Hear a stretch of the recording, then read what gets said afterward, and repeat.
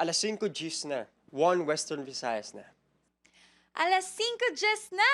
1 Western Visayas na.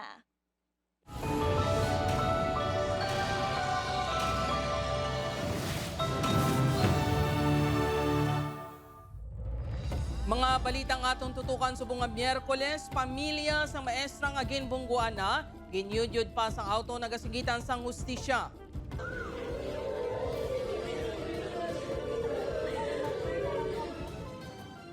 Mga kaupod nga manunudlo kang mga estudyante naghalad sa pangamuyo sa 33 anyos nga maestra nga napatay matapos nabungguan sang auto sa Leon, Iloilo.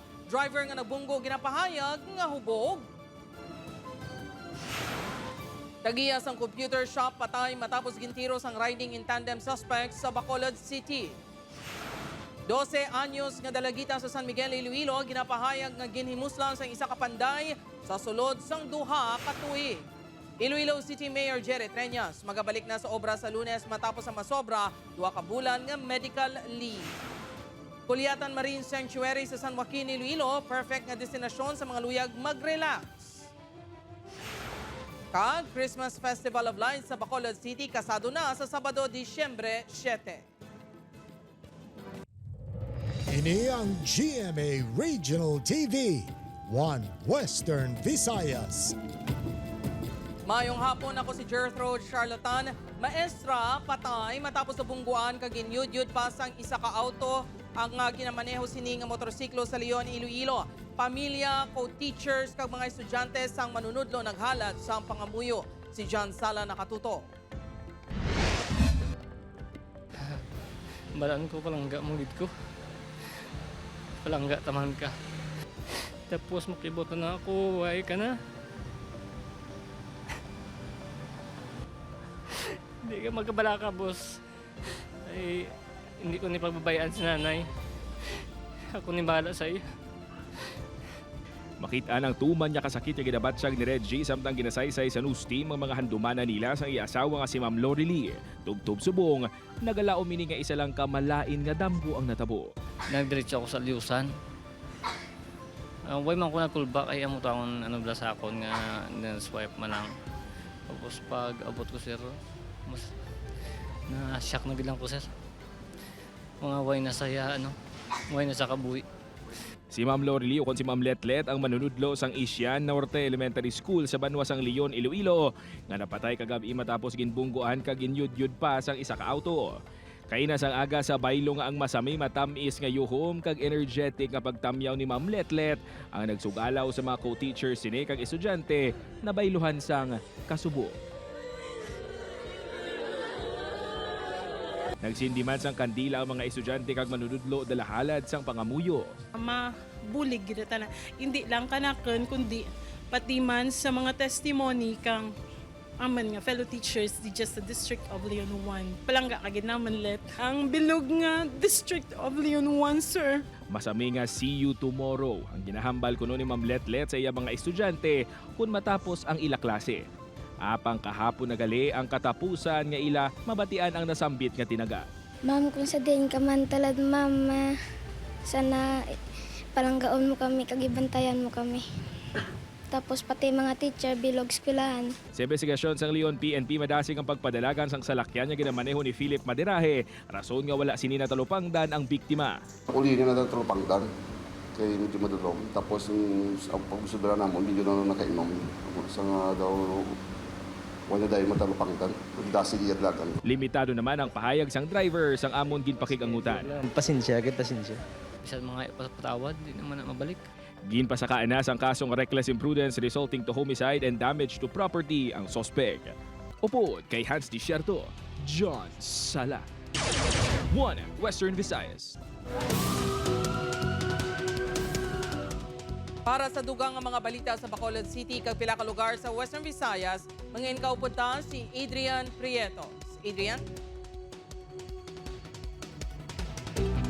Yes, Jers, maraming salamat mga kapuso sa Bacolod City naman. Tag-iya sa isa ka computer shop patay sa gintiro sang ginapahayag riding and tandem suspects sa bahin sa Barangay 40.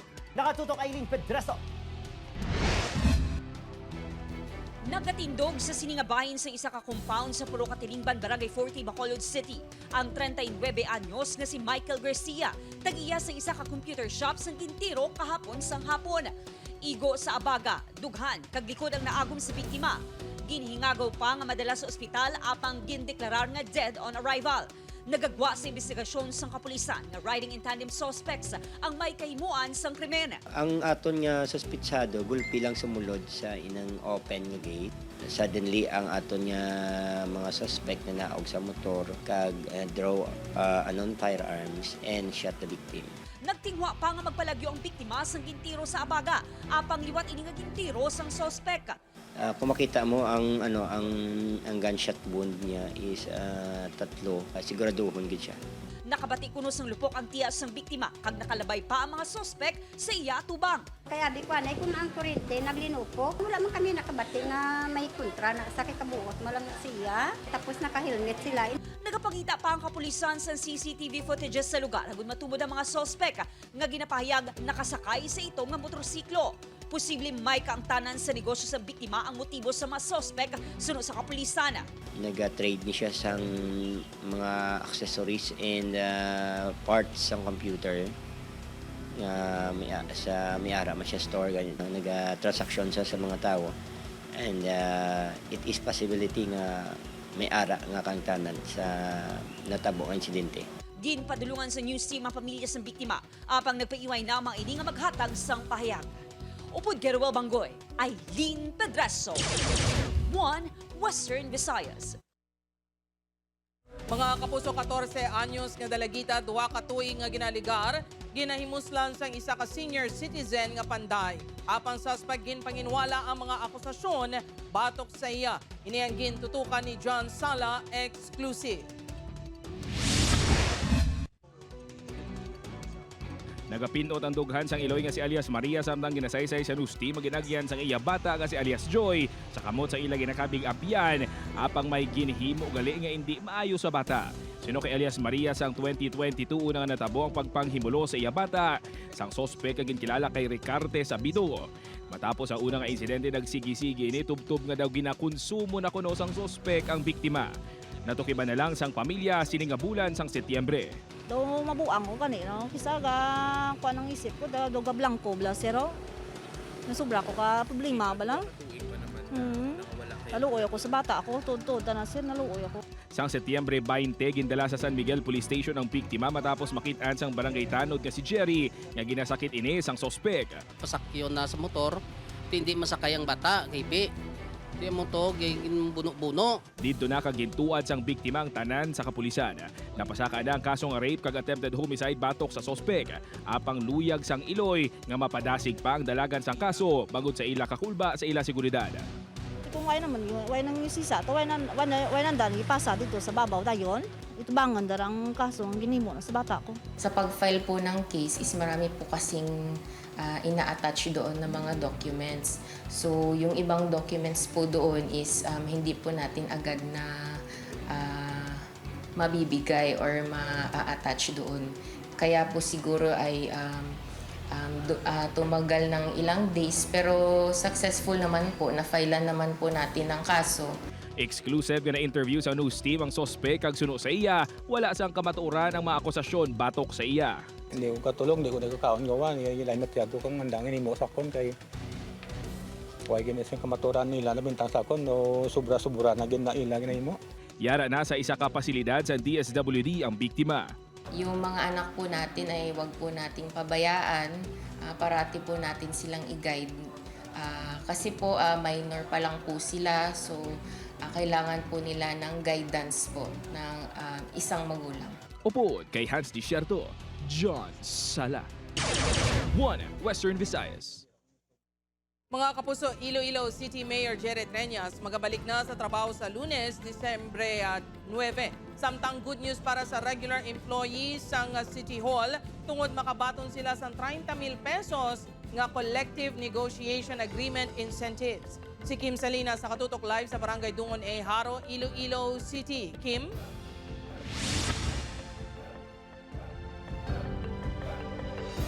Jert, kadungan sang pagsaulog ni Iloilo City Mayor Jerry Treñas sang iya kaadlawan subong adlaw ang pag-anunsyar sa nisang iya pagbalik sa trabaho sa masunod nga semana.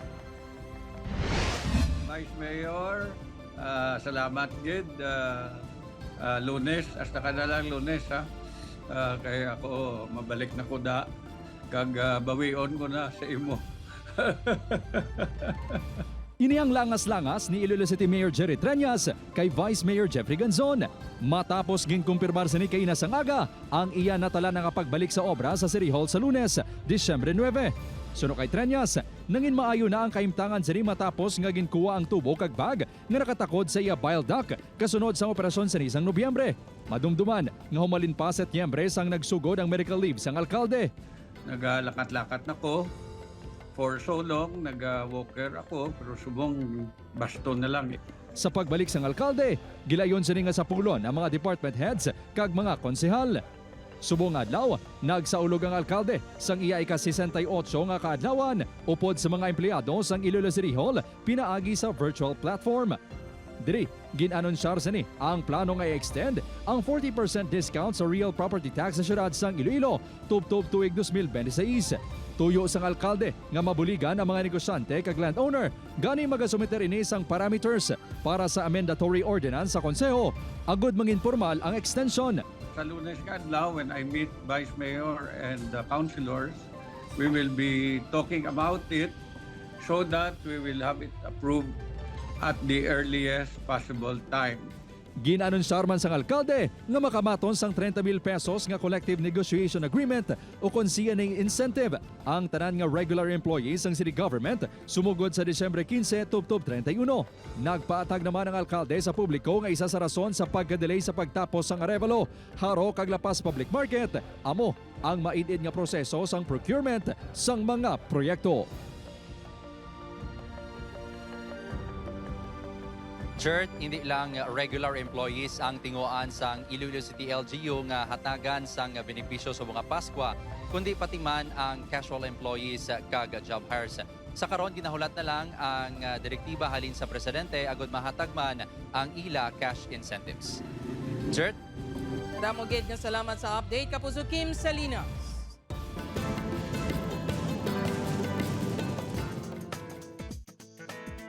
O mga puso, lagaw ta, Marine Sanctuary sa Banwa sang San Joaquin, Iloilo. Go to destination sa mga luyag mag-relax by the beach.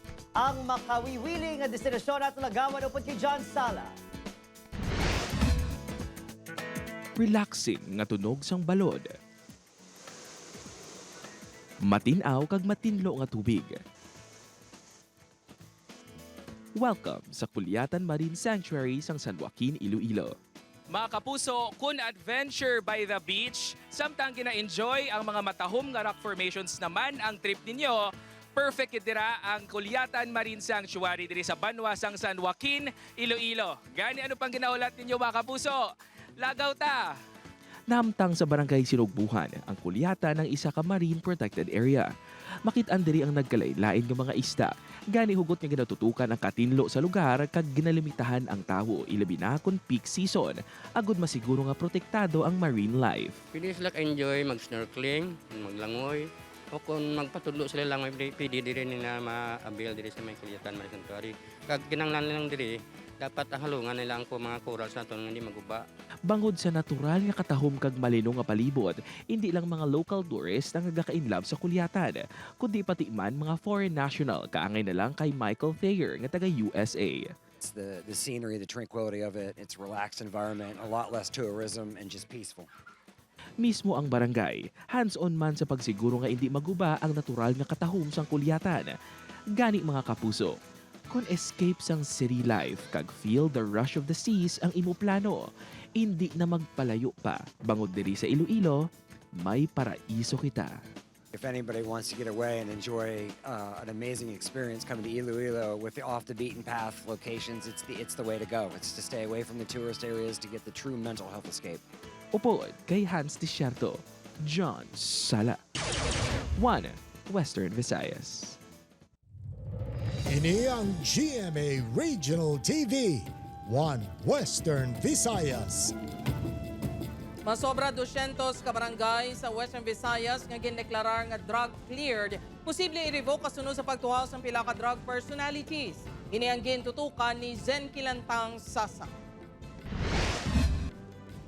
Sa 2,468 ka mga barangay sa Western Visayas nga gindeklarar nga drug cleared 10% o kung masobra 200 diri ang nagapamiligro nga ma-revoke suno sa Philippine Drug Enforcement Agency 6. Ini matapos nga na-monitor sang PDEA nga madamo sa mga bago nga drug personalities ang naga-operate sa mga barangay kag kalabanan sa mga durugista ang nagbalalik sa illegal drug trade. Aminado ang PDEA nga dako nga panghangkat kung paano mamintenar ang status sa mga barangay. Padayon man nga gina-validate sa ahensya ang 1,319 ka lugar sa rehiyon nga ginakabig drug-free barangays o kung wala naapektuhan sa illegal nga droga.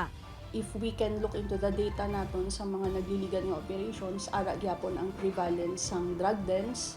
And then may mga persons who use drugs kita reported users nga hindi gyapon ka finish sang ilang rehabilitation programs or reformation. Hindi naman mahimo nga mangin drug cleared ang isa ka barangay kung may isa ka drug surrendering nga magpositibo sa illegal nga droga. Ginatutukan sang PDEA ang duha ka LGU ini ang Iloilo City kag Bacolod City nga lunsay mga highly urbanized cities. Matandaan nga base sa datos sang PDEA, yara pa lang sa 34% sang 61 ka kabarangayan sa Bacolod ang drug cleared o kung drug free. 52% naman sa 180 ka mga barangay sa Iloilo City.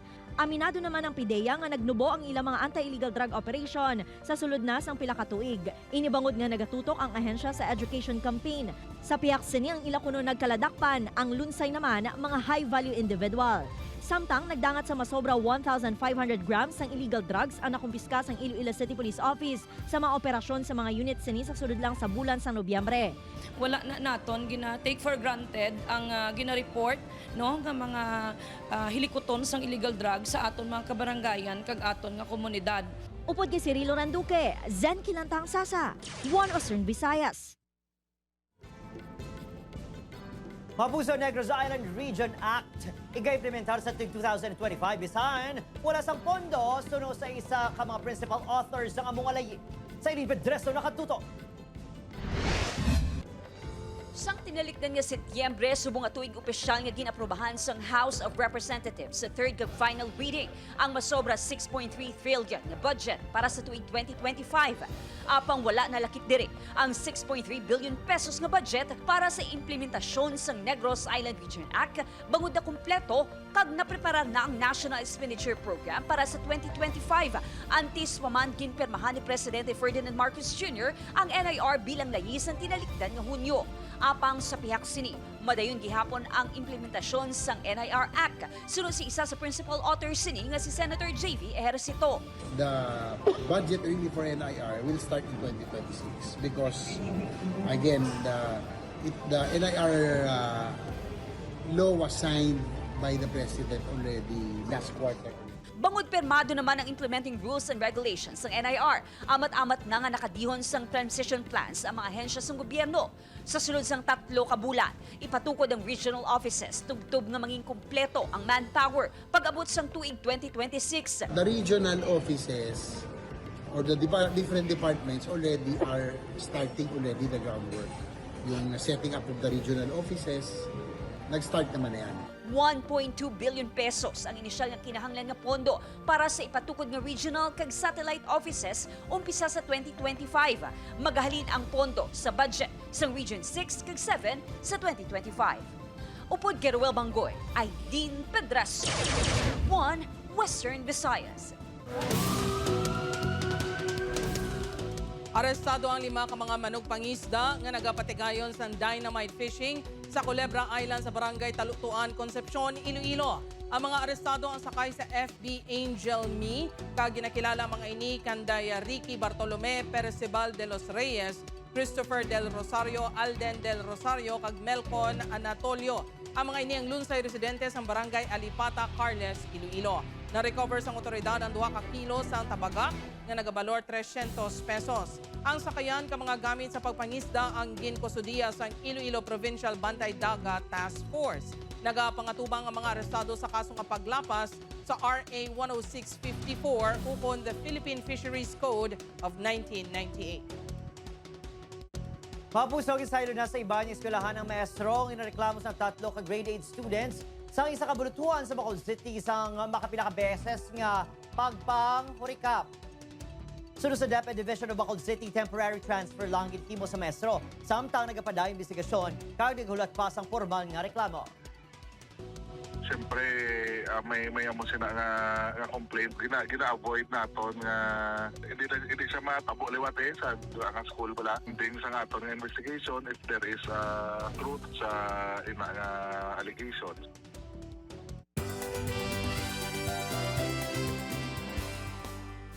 Mga puso katahom, nag-transform into a magical Christmas village ang probinsya ng Capiz matapos opisyal na kiginpasiga ang ila Christmas lights kag display sa Pueblo de Panay Techno Park sa Rojas City kagabi.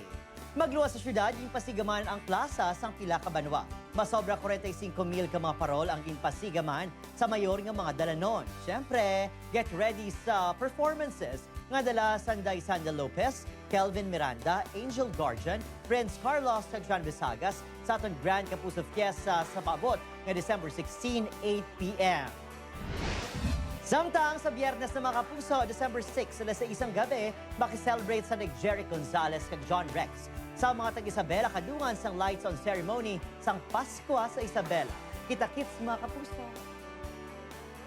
The Christmas season diri sa Isabela. So kabay pa, nakamo, magkita-nay ta, mag-enjoy ta sa sininga season. Merry Christmas to all and vamos Isabela. Ini ang GMA Regional TV, One Western Visayas.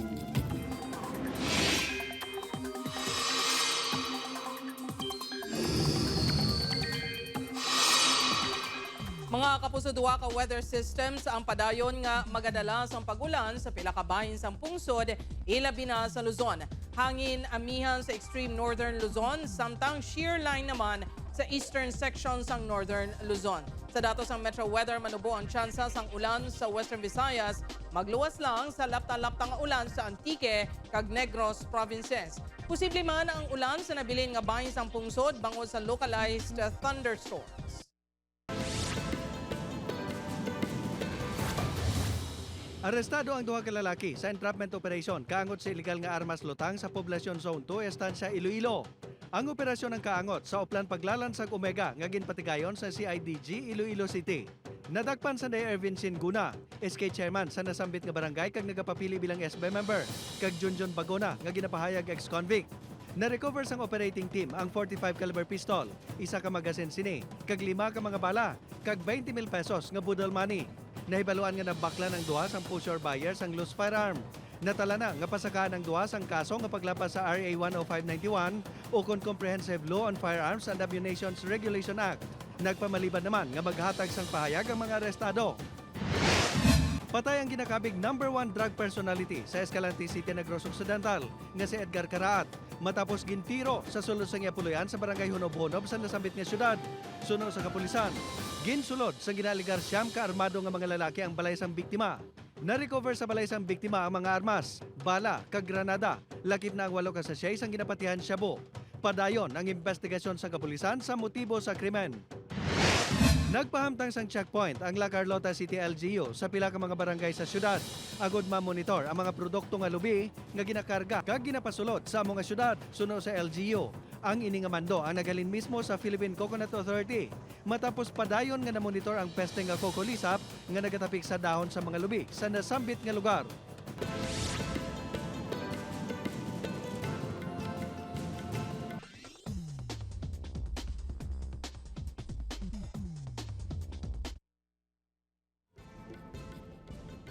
Exciting mga puso, Christmas Parade of Lights sa Bacolod City buksan na sa December 7. Maduagon nga displays kag performances balantayan sa Kiwata.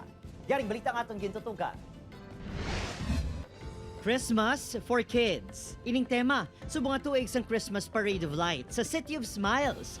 Suno sa LGU, lauman nga mangin mas grande, kag mas mangin madinuagon ang aktibidad nga nag-umpisa sa atong 1994 bilang simple nga school-based Christmas program. I think ang Parade of Lights is already a institutional event di sa syudad sa Bacolod.